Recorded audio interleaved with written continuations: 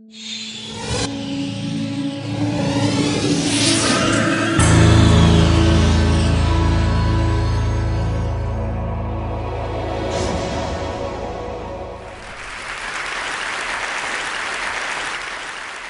woke up in the middle of the night with the sound of heavy explosion. It was deep at night.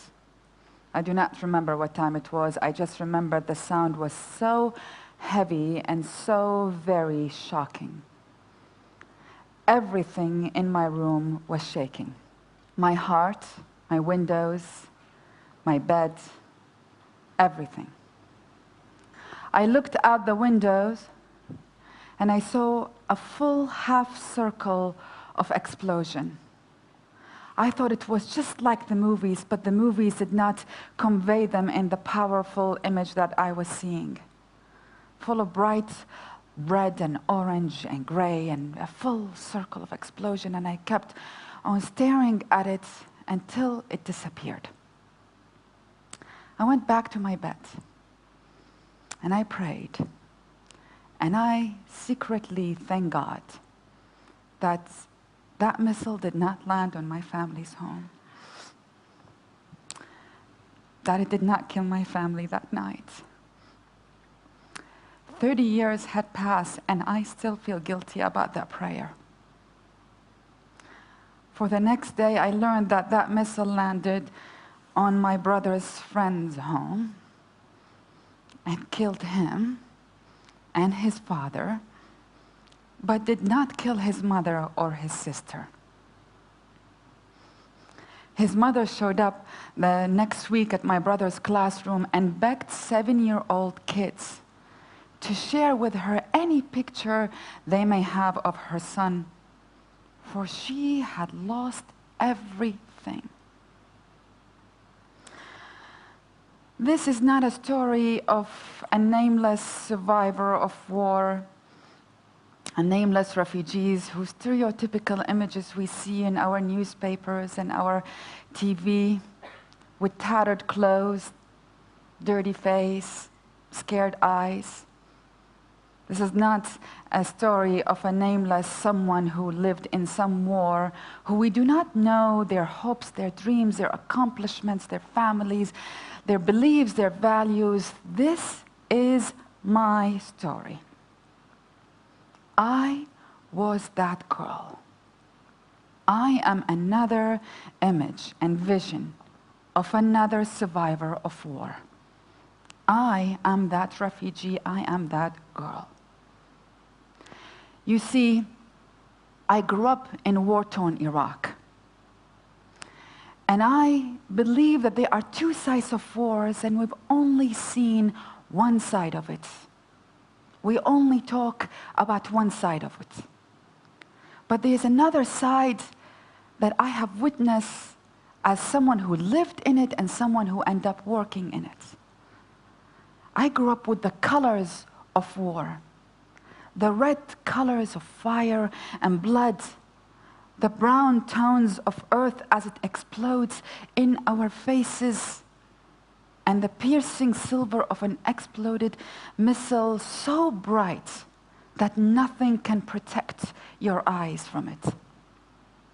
I grew up with the sounds of war, the staccato sounds of gunfire, the wrenching booms of explosions, ominous drones of jets flying overhead, and the wailing warning sounds of sirens.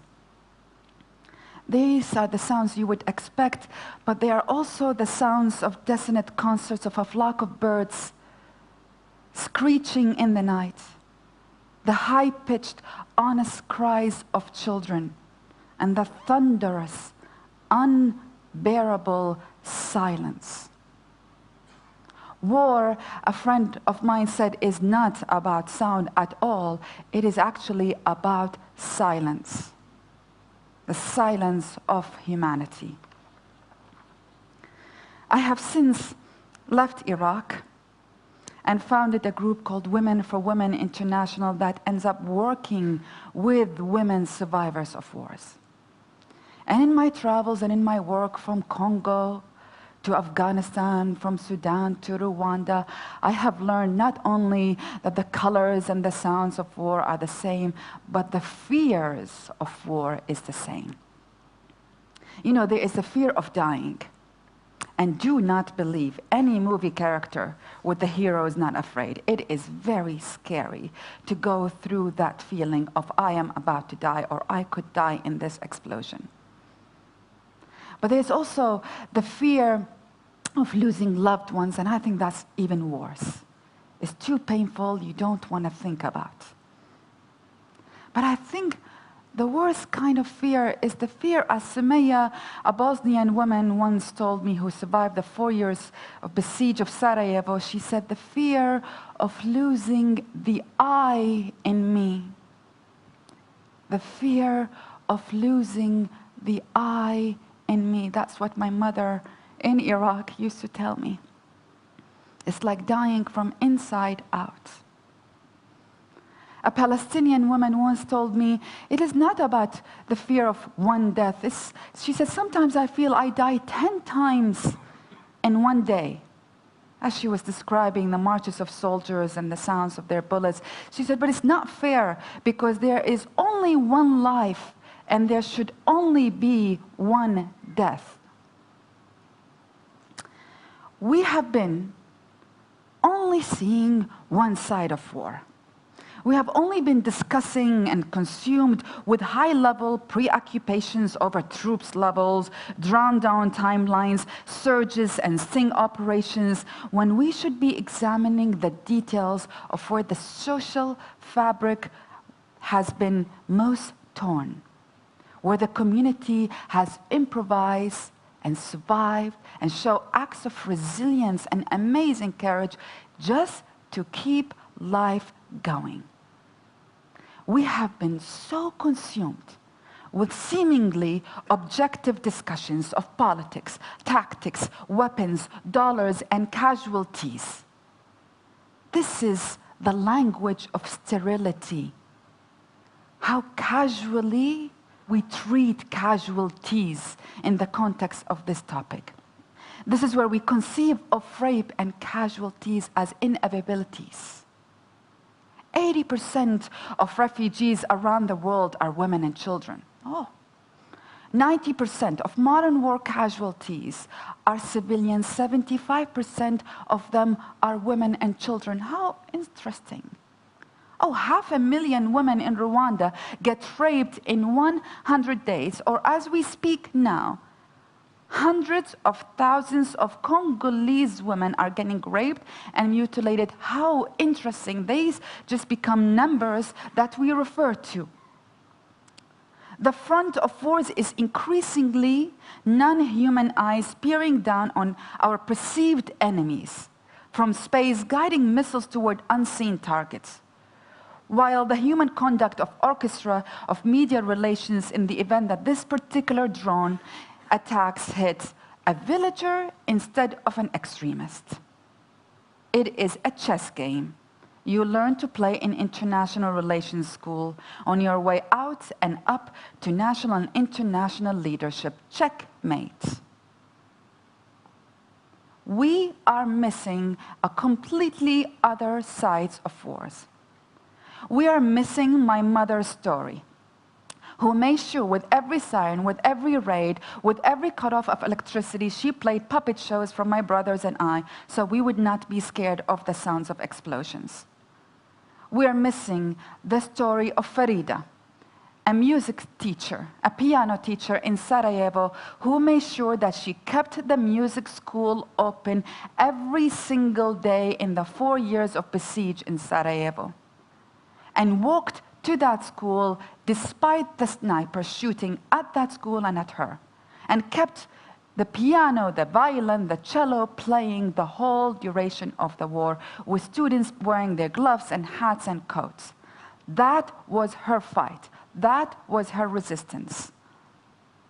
We are missing the story of Nuhaya, a Palestinian woman in Gaza, who the minute there was a ceasefire in the last year's war, she left out of home, collected all the flowers, and baked as much bread for every neighbor to have in case there is no ceasefire the day after. We are missing the stories of Violet, who, despite surviving of a genocide in the church massacre, she kept on going on, burying bodies, building homes, cleaning the streets. We are missing stories of women who are literally keeping life going in the midst of wars.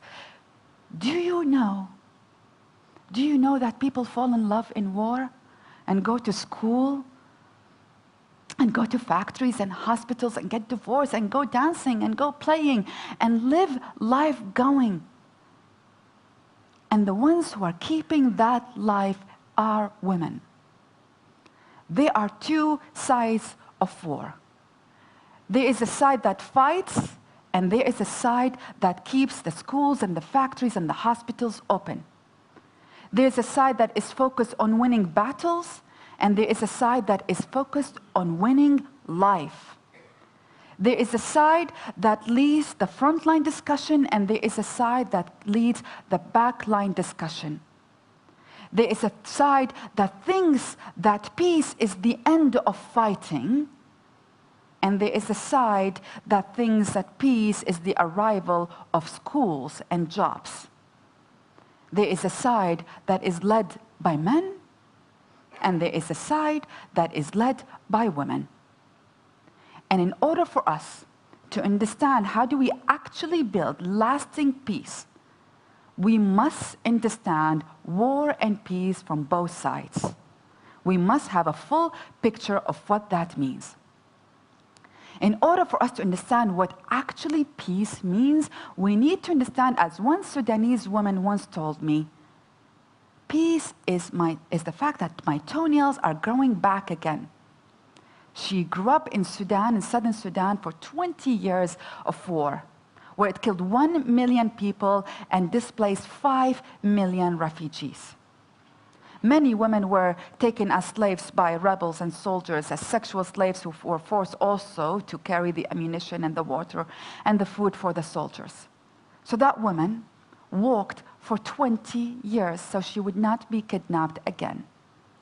And only when there was some sort of peace, her toenails grew back again. We need to understand peace from a toenails perspective. We need to understand that we cannot actually have negotiations of ending of wars or peace without fully including women at the negotiating table.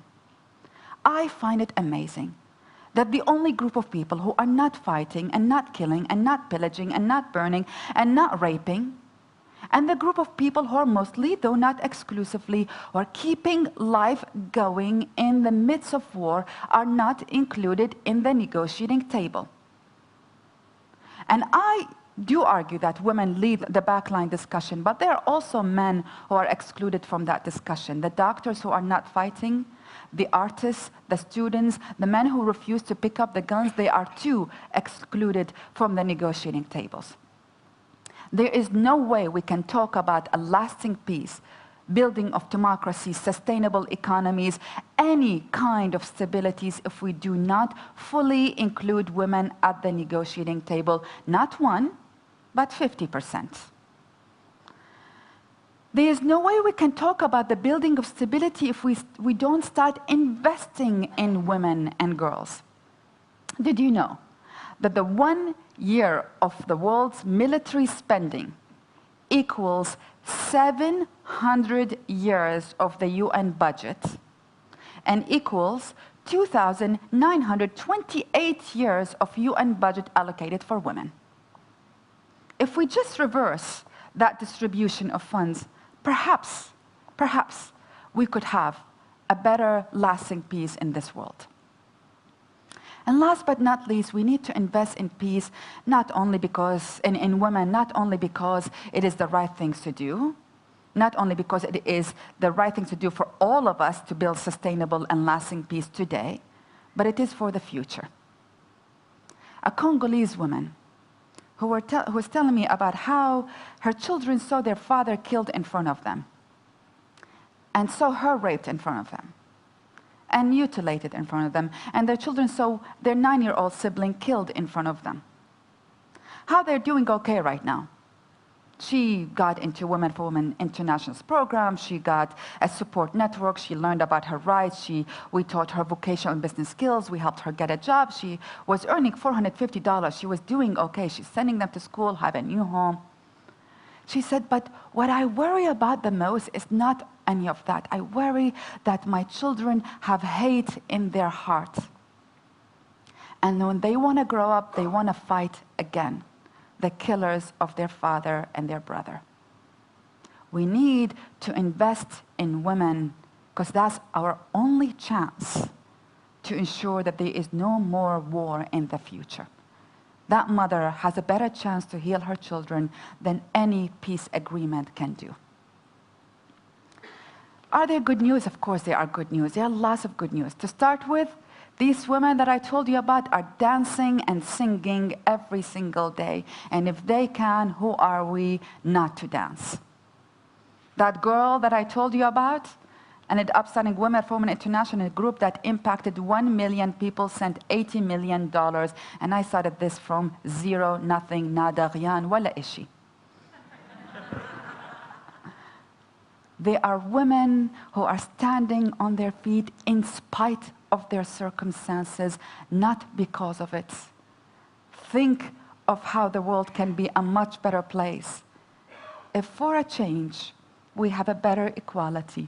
We have equality. We have a representation, and we understand war both from the front line and the back line discussion. Rumi, a 13th century Sufi poet, says, out beyond the worlds of right doings and wrongdoings, there is a field. I will meet you there. When the soul lies down in that grass, the world is too full to talk about. Ideas, language, even the phrase each other no longer makes any sense. I humbly add